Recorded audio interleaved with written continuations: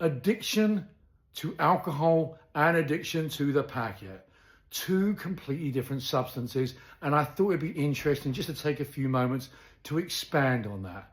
You see, alcohol has a physical dependency. Your body becomes dependent on requiring that alcohol to function, to live. And if you stop using that alcohol, your body craves it, it requires it, it needs it to function because you have become physically dependent. And when you stop, you'll get the shakes, the tremors, you can go into convulsion, and even worse. Now, cocaine, the packet, is a completely different substance.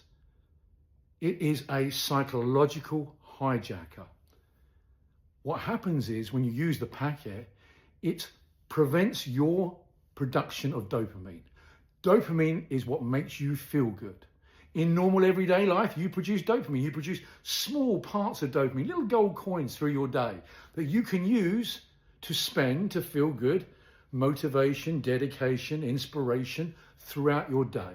But when you use the packet, you get this huge dopamine surge, your bank account fills up, but the problem is it has to be spent in one go. You get a feeling of euphoria. And then the packet stops the reuptake of the dopamine, which means now your body cannot produce more dopamine and you get a dopamine deficit. That is the come down that you are trying to avoid. Now think about this logically. One is a psychological hijacker, has no physical addiction in terms of physicality.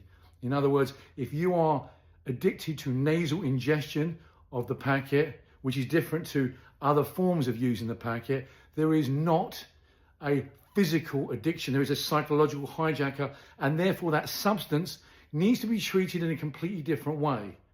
It's like alcohol dependency is like putting the fuel in the vehicle, and the packet is like putting a turbo on the vehicle. And if you were to take it to a mechanic to fix the problem, they are two completely different problems. You have to fix them in two different ways. It does not make any psychological, neurological, biological sense to use the same format for two different substances. What's that about?